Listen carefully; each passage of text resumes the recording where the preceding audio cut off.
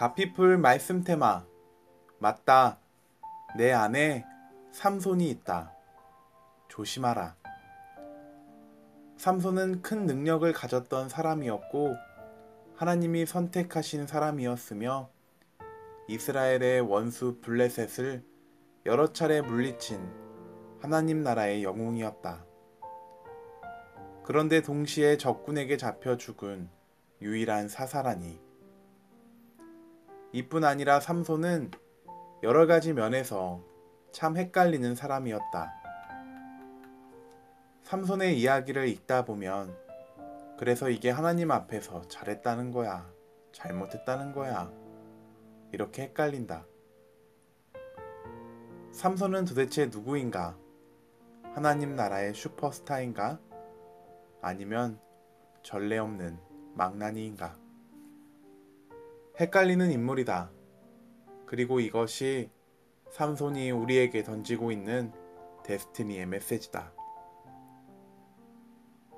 데스티니를 이루기 원한다면 하나님 앞에서 흑백이 확실한 인생을 살라는 것이다. 그렇지 않으면 당신의 데스티니도 삼손처럼 헷갈릴 수 있다. 삼손의 인생을 한마디로 요약하면 혼합 인생이다. 분명히 하나님을 섬기기는 하는 것 같은데 뭔가 다른 불순물도 섞여 있다. 불행한 것은 이것이 삼손만의 이야기가 아니라는 것이다. 삼손의 헷갈림은 우리 주위에서 어렵지 않게 발견된다. 분명히 예수 믿는 사람 같은데 저건 뭐지? 심지어 어떤 경우에는 장로님이고 목사님이라도 머리를 갸우뚱하게 만드는 일들을 어렵지 않게 접한다. 다른 사람은 그만두고 나 자신은 어떤가? 하나님 앞에서 흑백이 확실한 인생을 살고 있는가? 삼손이 이야기한다. 데스티니를 망가뜨리는 데스티니 파괴자는 혼합신앙이라고. 혼합신앙은 목적의 혼합에서부터 시작된다. 사사기 14장 1절에서 4절을 보면 삼손이 딥나의 여인과 결혼을 하겠다고 한다. 블레셋 여인이다. 모세에게 주신 율법에 의하면 말도 안 되는 이야기였다. 그런데 다른 사람도 아닌 이스라엘의 사사가 이방 여인과 결혼을 하겠다니. 그런데 4절을 보면 삼손의 설명이 나온다. 진짜 결혼하려는 것이 아니고 핑계를 잡아서 블레셋 사람을 치려는 하나님의 계획이란다. 아, 그럼 그렇지. 이해가 될 것 같다. 그런데 이상하다. 사사기 16장 1절을 보면 삼손이 기생집에 들락거린다. 이건 또 뭔가. 들릴라라는 여자와 사랑에 빠진다. 대체 어떻게 된 건가? 헷갈린다. 딥나의 여인과 결혼하겠다는 삼손의 진위를 의심하게 하는 사건이 한둘이 아니다. 분명 하나님께로부터 나온 계획이기는 한데 또 한편으로는 그냥 자기가 좋아서 하는 것 같기도 하다. 찝찝하다. 정말 블레셋을 치려고 하는 것이었다면 여호수아처럼 명확하게 하면 안 될까? 나와 내 집은 여호와를 섬기겠노라. 삼손의 진짜 목적이 무엇이었는지 하여간 좀 헷갈린다. 아마 두 가지가 섞여 있었다고 보는 것이 옳지 않을까? 하나님을 위해서이기도 하고 딥나의 여인이 예쁘기도 하고 목적의 혼합이다. 오늘날 우리는 어떤가? 분명 주를 위해 하기는 하는데 돈도 좀 벌고 싶고 주를 위해 하기는 하는데 이왕이면 성공도 좀 하고 싶고 주를 위해 하기는 하는데 저 자매가 예쁘기도 하고 우리 안에도 삼손이 있지 않은가? 저 자매가 제 배우자라는 응답을 받았습니다. 왜 저 자매인데? 믿음이 좋습니다. 믿음은 A 자매도 좋잖아. 주 안에서 비전이 같습니다. 비전은 B 자매가 더 같잖아. 기도를 많이 합니다. 기도는 C 자매가 더 많이 하는데? 솔직히 말해봐. 예쁘잖아. 형제들과 결혼 상담을 하다 보면 흔히 오가는 대화다. 주님의 이름을 들먹이기는 하는데 다른 마음도 같이 있다. 목적의 혼합이다. 우리 주위에서 흔히 볼 수 있다. 주님의 기업이라고 크게 써 붙이기는 했는데 실은 그냥 자기가 하고 싶은 일을 한다. 이것이 혼합신앙의 시작이다. 남의 이야기가 아니다. 내 안에도 삼손이 있지는 않는가? 목회를 하면서 순간순간 놀라게 되는 거는 내 안에 삼손을 발견할 때다. 주를 위해 목회를 한다고 하지만 그래도 이왕이면 성공적인 목회를 하고 싶고, 주를 위해 교회를 섬기지만 그래도 이왕이면 큰 교회를 섬기고 싶다. 내가 열심을 내는 것은 주를 위한 것일까? 아니면 나를 위한 것일까?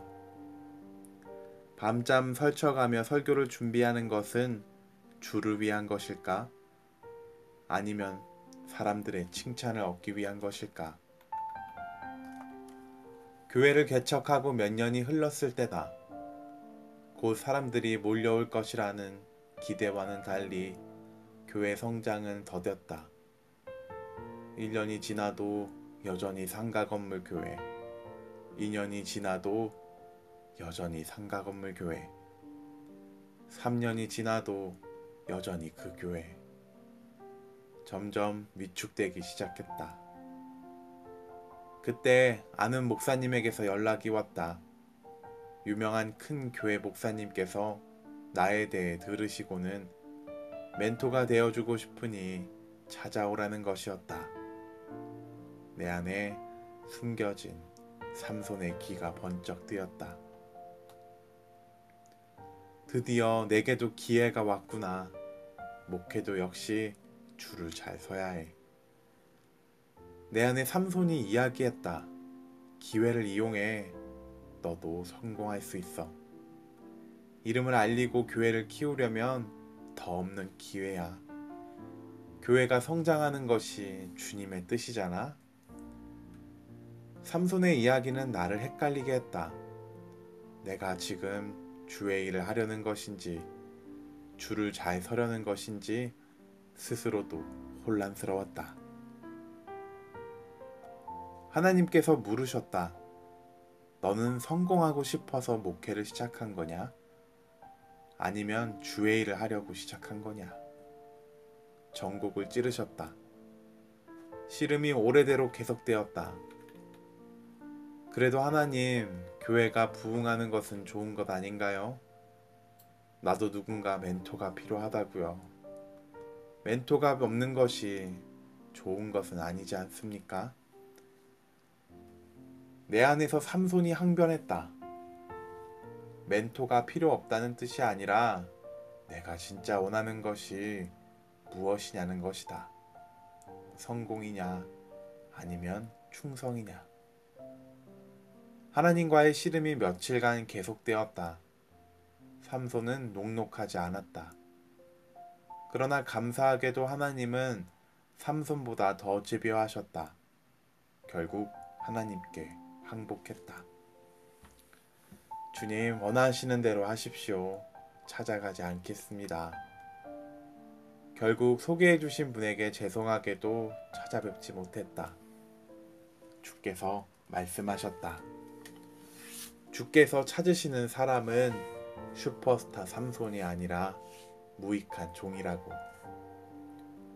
그날 나는 내 안에 있는 삼손을 똑똑히 목격했다. 맞다. 내 안에는 삼손이 있었다. 그리고 지금도 있다. 죽은 것 같다가도 조금만 틈을 보이면 바로 부활하여 고개를 쳐드는 존재. 하나님 나라를 위해 싸우는 영웅이지만 동시에 들릴라를 취하는 망나니. 나는 모익한 종인가? 아니면 슈퍼스타를 꿈꾸는 삼손인가? 내 안에 삼손이 있다. 조심하라. 당신 안에도 웅크리고 있는 삼손이 있을지 모르니까. 삼손과의 싸움은 길고 힘겨운 싸움이다. 삼손은 워낙 장사이지 않은가? 슈퍼스타 삼손을 무익한 종으로 무릎 꿇리지 않는다면 조심하라. 이어지는 삼손의 이야기가 당신의 이야기가 될 수도 있으니까. 고성준의 나의 데스티니 찾기 중에서 가피풀 말씀 테마. 맞다. 내 안에 삼손이 있다. 조심하라.